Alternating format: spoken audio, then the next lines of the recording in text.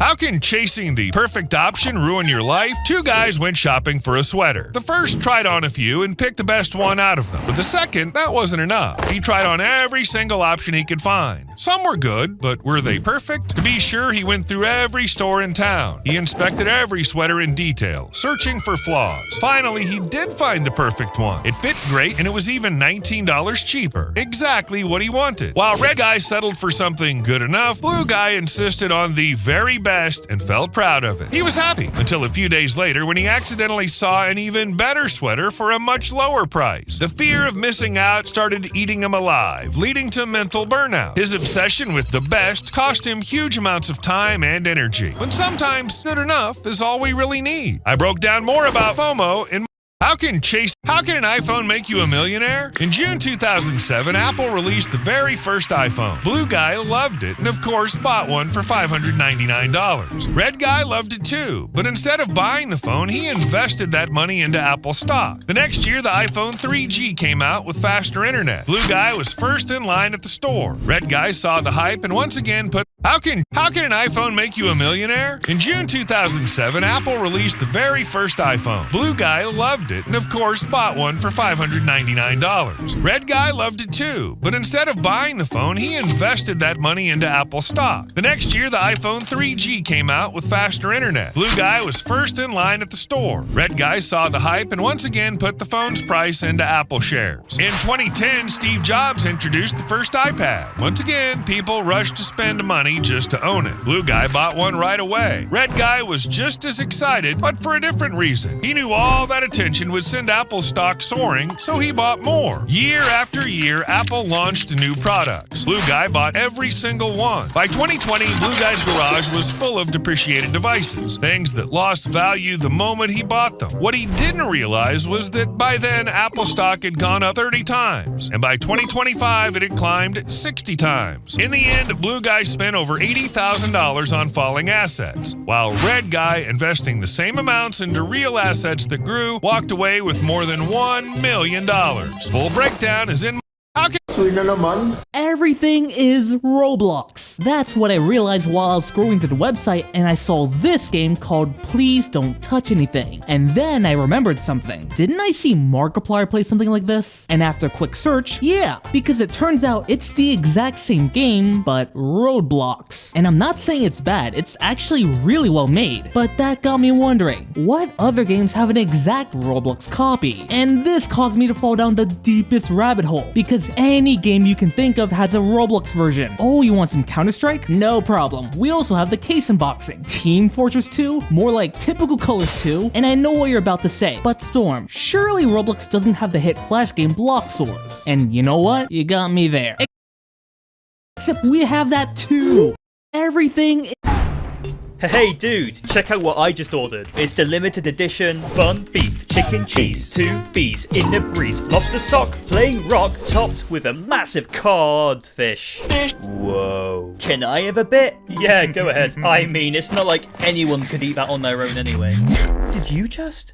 Dude, I literally paid for all of that. Ah, you shouldn't have. No, that was mine, and you just ate everything. No, I saved you the toy. I don't care about the toy! Wait, really?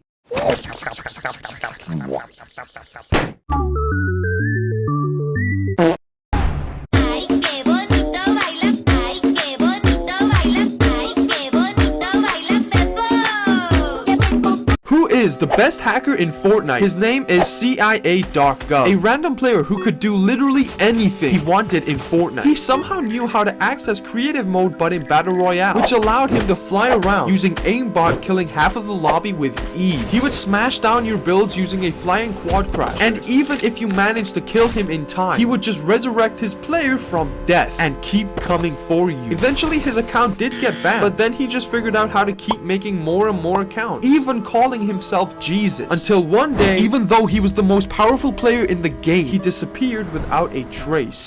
Who is? Did you know that they actually tried to warn us about Demon Wooly in Amanda the Adventurer 1, but we just didn't pay attention? Hear me out. If you don't know, in Amanda the Adventurer 2, we see that Wooly actually becomes a demonic entity, setting up what will most likely be the main villain in Amanda the Adventurer 3. The only problem is that we could have stopped this because we were warned about him from the very beginning. Not only were we shown a secret tape where Rebecca Colton saying the name of the demonic entity, a lamb, in relation to Wooly, duh, but we also see his demonic summoning, ironically, in the videotape What's a Family. That's right, if you choose not to help the lonely kitten, Will you help the lonely kitten? Amanda starts to transform into the demonic entity tied to her. However, this easily distracts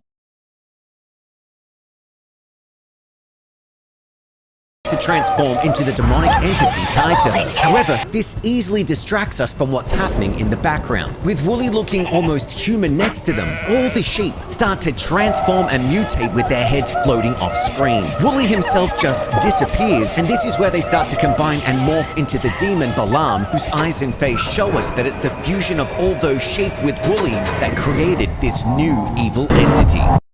Guys! Imagine you want to build a farm in Minecraft. What would you do in this situation? Option A. You create the most complex and efficient redstone farm. Yo, take a look in this chest. As you can see, it's empty. But now look again. That's how fast my farm is. Option B. You create a simple and effective farm. I'm finally done. Wow, your farm is so cool. Oopsie, I spilled some water. Option C. You build a farm not for food, but for aesthetic. Wow, it looks so beautiful. Hey, don't touch that! Or bonus option D. You create this abomination. Now, imagine you spawn in a new world and want to build a base. What would you do in this situation? Option A. You build your base right where you spawned.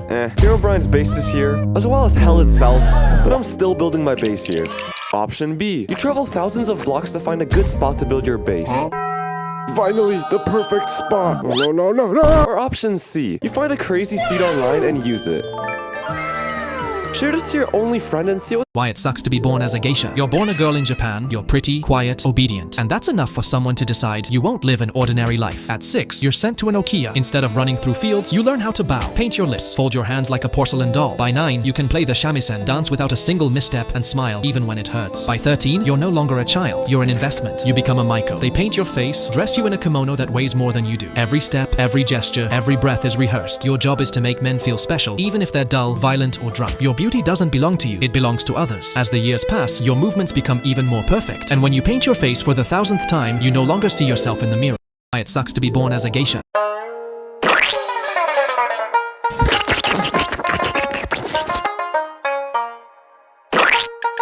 Doctor! What's with all the screaming? We tried taking the iPad away, and then his face turned blue. We haven't much time. Clear the room. And shut the Wi-Fi off, too. Mom, and now it's not begin working. The sunlight exposure therapy. It's working. You're hurting him. Just a little longer. And stop. Is he okay? Hey, Dad, can we go to the park? That's my boy. He should be fine. Just stick to reading books for a bit, okay? Like and subscribe to help save more games. Would you face off against this tiger for views? In Night of the Extinct, you On today's episode of What Has Roblox Done Now, we got some good news, because Roblox is removing your ability to chat, kinda. So if you haven't heard, you will soon not be allowed to talk and chat unless you take photos of yourself so that an AI can determine your age. But you wanna know something even better? Because a human isn't doing this, the AI is probably gonna get your age wrong. Okay, but at least you can now actually chat with other people now. Right? Nope! Because depending on what age the AI thinks you are only allowed to chat with those people in the same age as you. And they try to make it sound good by saying the facial age estimation process is fast and secure. But like Roblox, people are gonna find ways around this. And also, you're telling me that if a person is like 18 but the AI thinks they're actually 6, that person will be cursed to only chat with drooling iPad babies. On today's episode, animating your Minecraft ideas. Gunpowder should be placeable. I love this idea. I think fuses would be so cool. Canvases would be nice. Repairing anvils with iron ingots. End update! If 2 people are mining a block, break it faster. Air fryer. Placeable milk. Guys, what are we doing? Sandwich! Great ideas, guys. Animating. Okay, class, take your seats. We're going to start our lesson. So, ring, ring, ring. Why is my mom calling me? Simon, are you on your phone in class? What the? No, I swear to God, what? Simon, you know you can't be on your phone when I'm teaching. Okay, sorry. My mom was calling me and Not an excuse! Give me the phone now! My mom was calling me! It's not my fault! Simon, your mom shouldn't even be crossing your mind when you're in this classroom. So I can't have parents now? Besides, how am I supposed to know that you're telling the truth? What do you mean? Why would I lie about that?